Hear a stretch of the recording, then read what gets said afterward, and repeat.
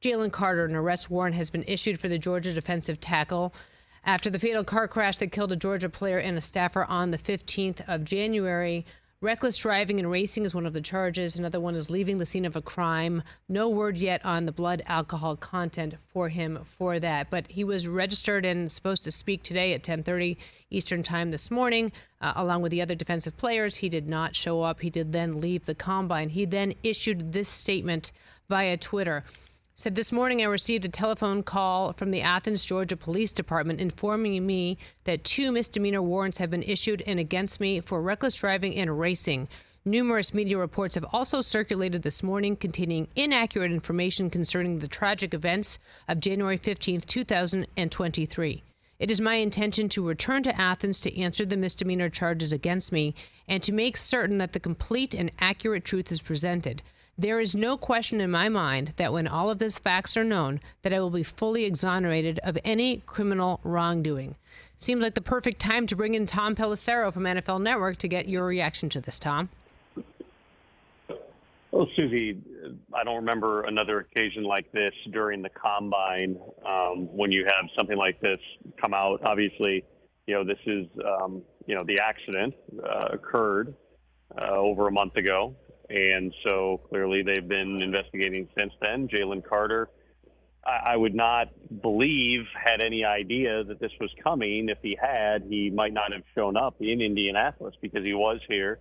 He had begun to meet with teams. He was not intending to work out. He was just going to do his meetings and his medical and then end up doing all of his drills and testing at his pro day.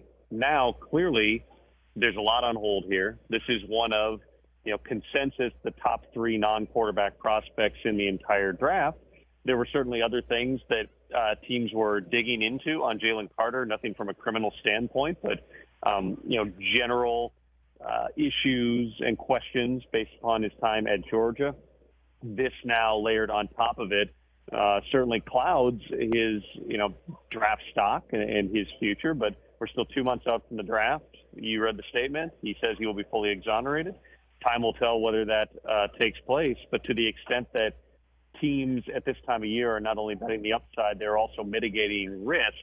There is a risk factor here, even though these are misdemeanor charges, when it comes to a player who people already were having to do extra homework on and now adding a criminal charge in a crash that cost the life of a teammate.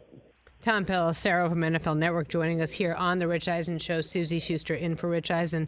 How has this affected the buzz at the Combine? I mean, obviously you came in this morning and the story has changed as the day has unfolded.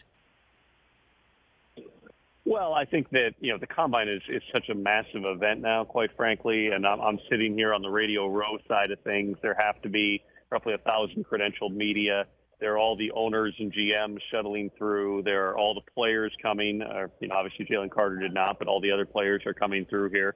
I wouldn't say that it's impacted the tenor of it, especially because we knew that he wasn't going to do anything on the field.